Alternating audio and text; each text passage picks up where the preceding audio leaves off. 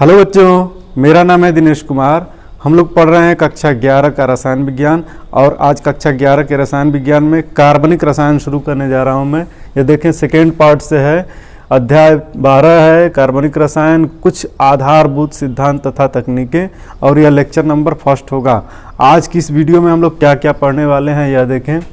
कार्बनिक रसायन की परिभाषा पढ़ेंगे आज हम लोग, कार्बनिक यौगिकों के बारे में जानेंगे, कार्बनिक यौगिक किसे कहते हैं, कार्बनिक रसायन का विकास कैसे हुआ, कार्बन की संयोजकता क्या होती है और सिग्मा तथा पाई बंधों की गणना हम कैसे करते हैं। तो ये सारी चीज़ें आज की वीडियो में हम लोग पढ़ने वाले हैं। तो वीडियो को ध्यान से देखें, समझें और साथ में अपने नोट्स भी तैयार करते चलें।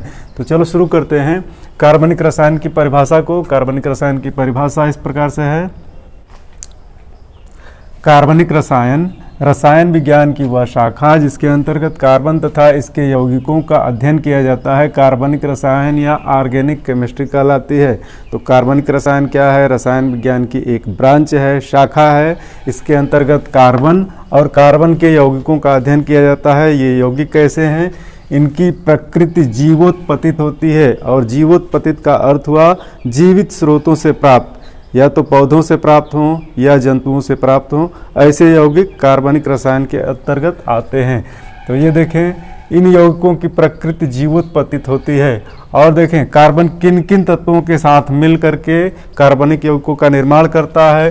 तो सबसे प्रमुख तत्व है हाइड्रोजन, इसके बाद ऑक्सीजन, नाइट्रोजन, सल्फर, फास्फोरस और हैलोजन तत्व। हैलोजन तत्वों में फ्लोरीन, क्लोरीन, ब्रोमीन और आयोडीन आते हैं। तो इन सारे तत्वों के साथ कार्बन मिलकर के कार्बनिक यौगिकों का निर्माण करता है। एक बात और यहाँ समझो, कार्बन परमाणु में एक विशेष गुण होता है जिसको हम कहते हैं श्रृंखलन, श्रृंखलन या कैटेनेशन, कैटेनेशन। और यह कैटेनेशन क्या है? दो या दो से अधिक कार्बन के परमाणु आपस में जुड़ करके एक श्रृंखला बनाते हैं, इसी को हम कहते हैं श्रृंखलन। दो या दो से अधिक कार्बन के परमाणु आपस में जुड़ते हैं और एक श्रृंखला का निर्माण करते हैं। तो यह कार्बन का विशेष गुण है। कुछ कुछ इसी तरह का गुण सिलिकॉन में भी पाया जाता है, लेकिन कार्बन में यह कैटेनेशन की प्रवृत्ति सबसे अधिक पाई जाती है। और इसी कारण से कार्बन असंख्य कार्बनिक यौगिकों का निर्माण करता है, और कार्बन द्वारा बनाए जाने वाले यौगिकों की संख्या रसायन विज्ञान में सबसे अधिक है। तो ये हुआ श्रृंखलन का गुण। अब हम आते हैं कार्बनिक रसायन के विकास पर। कार्बनिक रसायन का विकास किस तरह से हुआ? तो यह देखें, एक वैज्ञानिक थे वर्जिलियस, वर्जिलियस, और इन्होंने 18वीं सदी में, 18वीं सदी या 18वीं शताब्दी में एक सिद्धांत प्रतिपादित किया। उस सिद्धांत का नाम है जैव शक्ति सिद्धांत, जैव शक्ति सिद्धांत।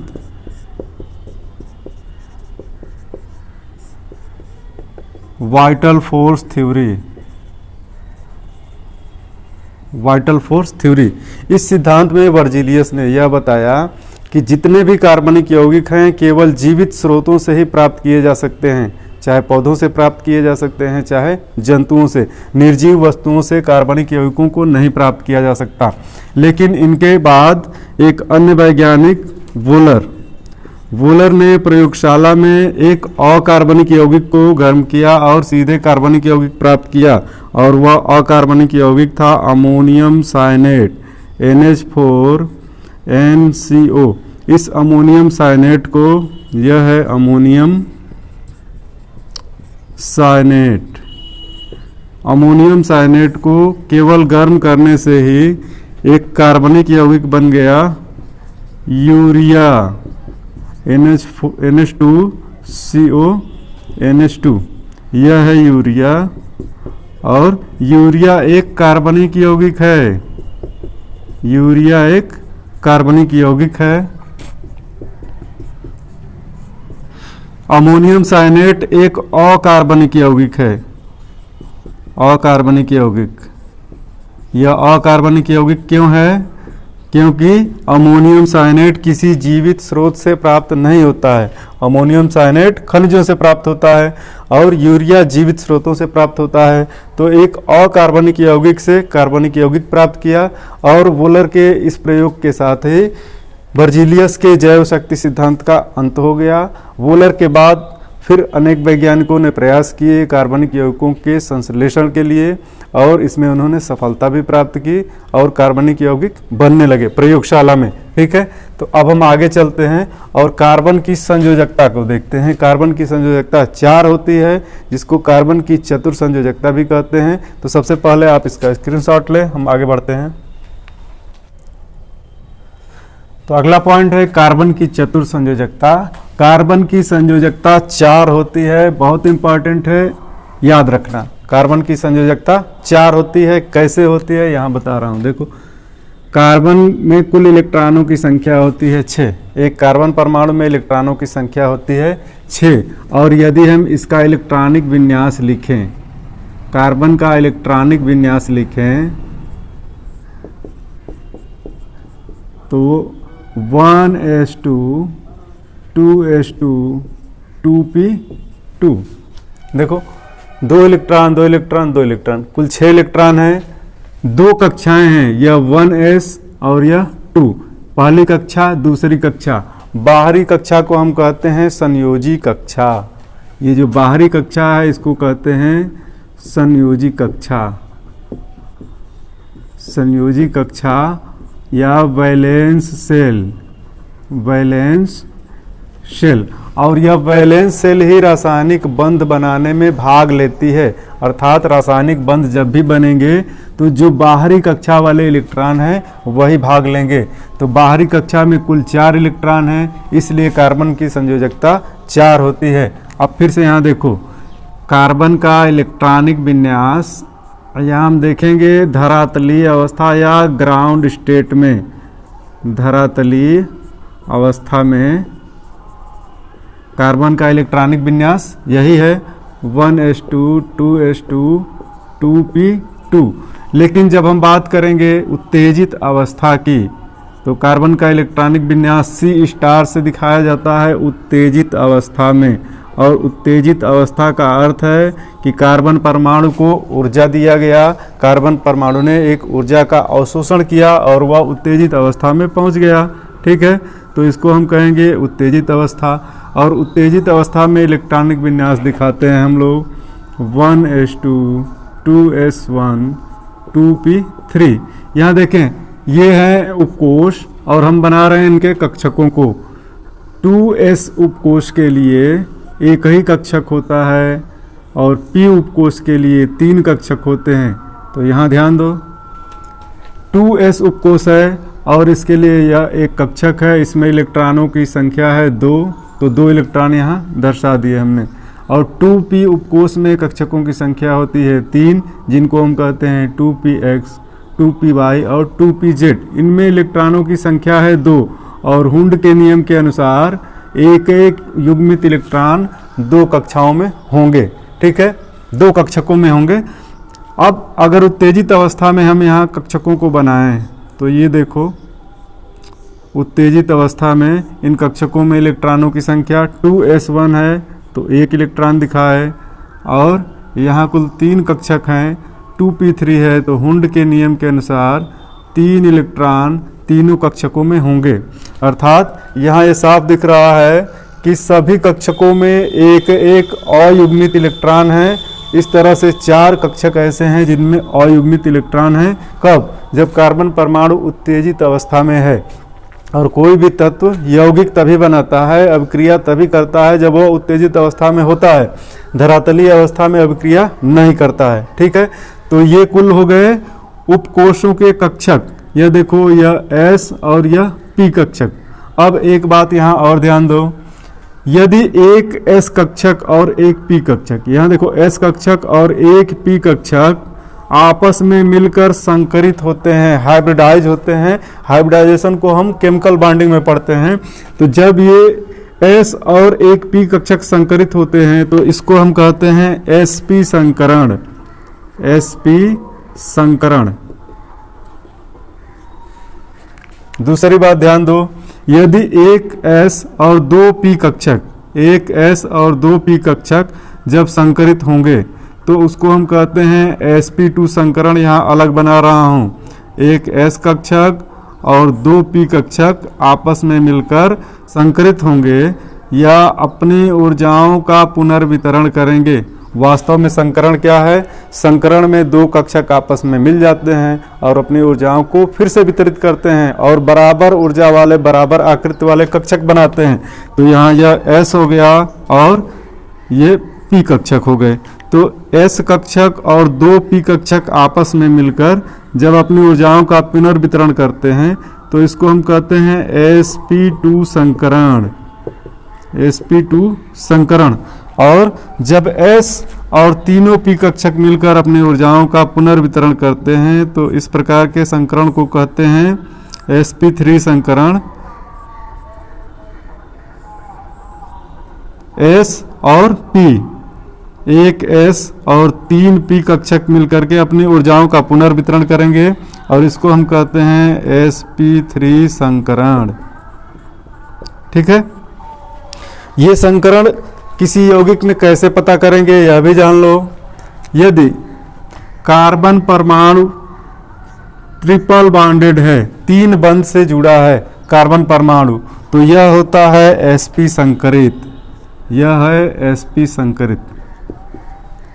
यहाँ पे कार्बन भी हो सकता है, एक अन्य परमाणु नाइट्रोजन भी हो सकता है कार्बनिक यौगिकों में। यहाँ कार्बन बना रहे हैं, देखो कार्बन कार्बन ट्रिपल बॉन्ड है और जब ट्रिपल बॉन्ड होता है तो इस अवस्था में दोनों कार्बन परमाणु जो त्रिबंध से जुड़े हैं sp संकरित होते हैं, sp संकरण। और sp संकरण में क्या दिख रहा है? एक S कक्षक और एक P कक्षक आपस में अपनी ऊर्जाओं को फिर से वितरित कर रहे हैं।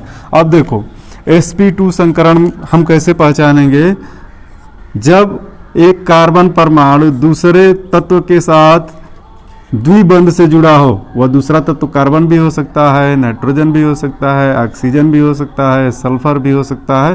तो जब एक कार्बन परमाणु दूसरे कार्बन परमाणु के साथ द्विबंध से जुड़ा होता है तो इस पर संकरण होता है sp2। यह दोनों कार्बन परमाणु द्विबंध से जुड़े हैं तो यह sp2 संकरित हैं। यहाँ संकरण है sp2। और जब कार्बन परमाणु सिंगल बॉन्ड से अन्य तत्वों के साथ जुड़े होते हैं, सिंगल बॉन्ड से जुड़े होते हैं तो इन पे संकरण होता है sp3। तो ये पहचान है संकरण की, यहाँ संकरण है sp3। ठीक है, ये चीज समझ में आ गई होगी।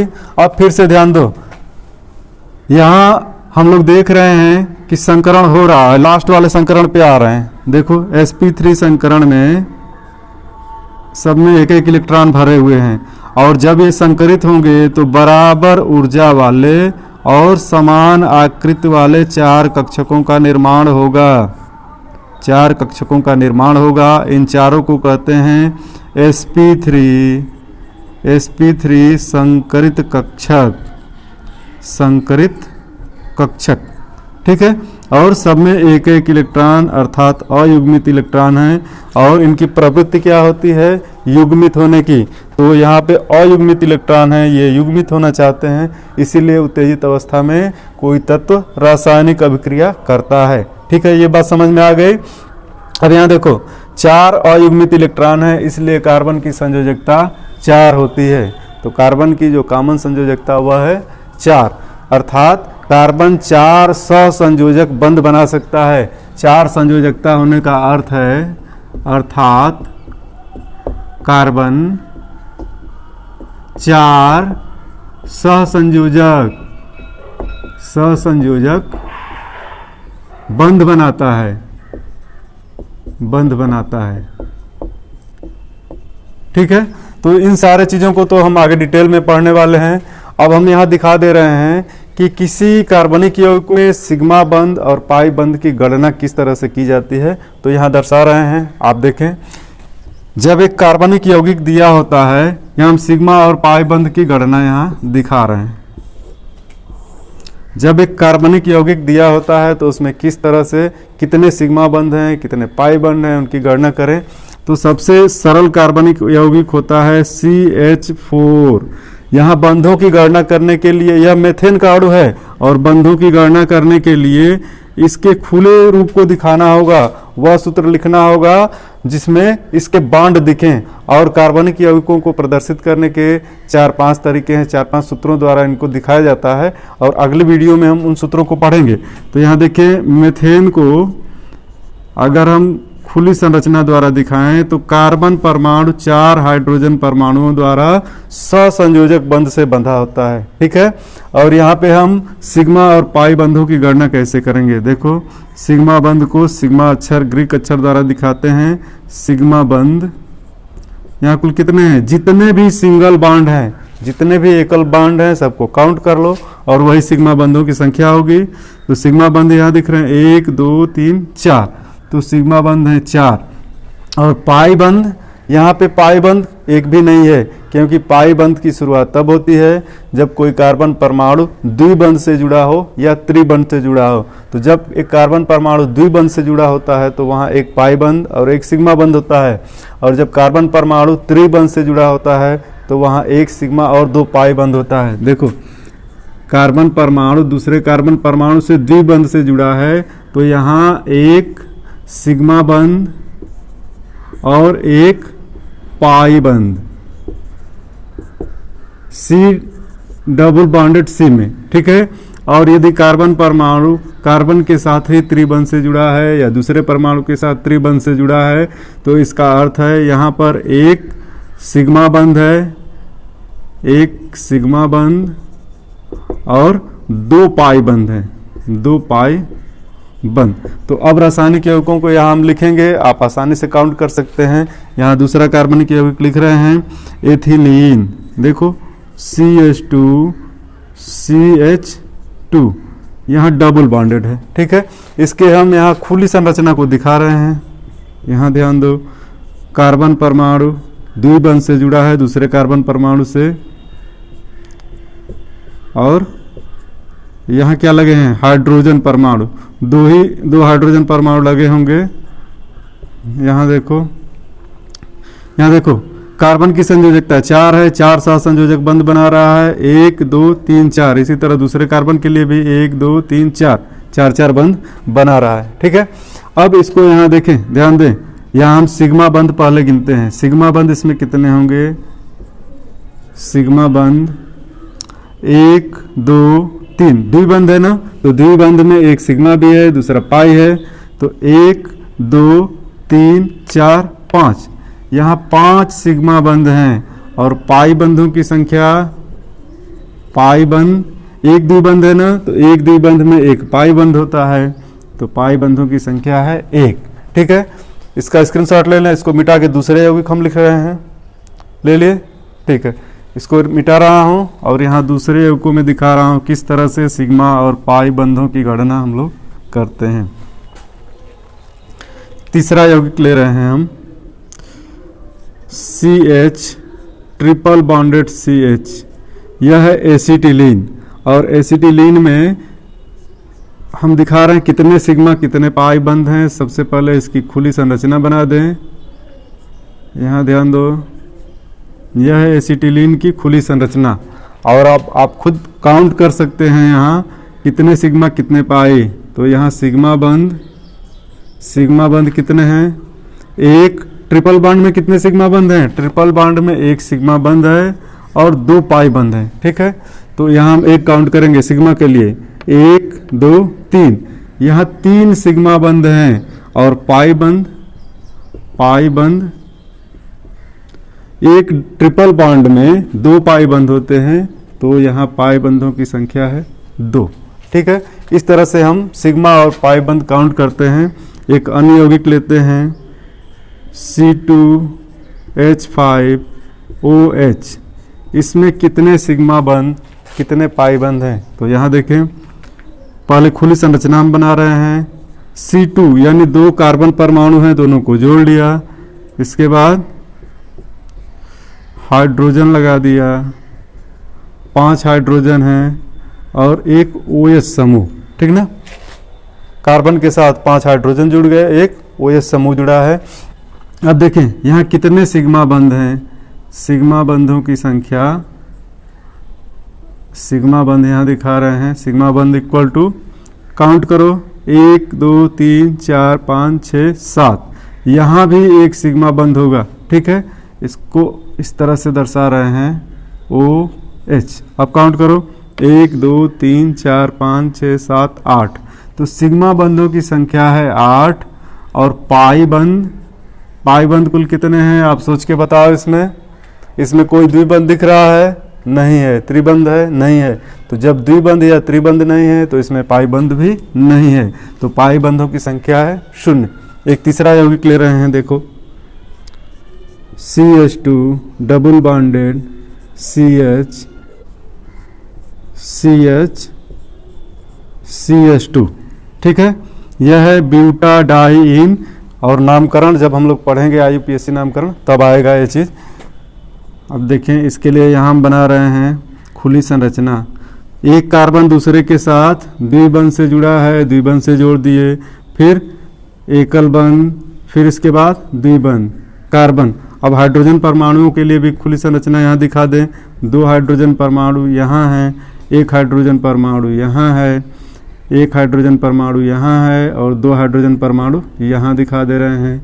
ठीक है, अब हम सिग्मा और पाई बंध काउंट कर सकते हैं।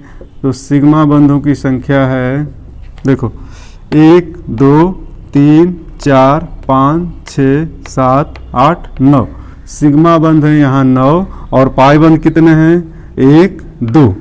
चूंकि एक डबल बॉन्ड में एक पाई बंध भी होता है तो 2 पाई बंध हैं, तो यहाँ हम लिख दे रहे हैं पाई बंधों की संख्या 2।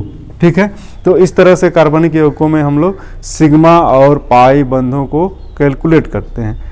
तो आज की यह वीडियो समाप्त होती है, मिलेंगे नेक्स्ट वीडियो में। Thank you.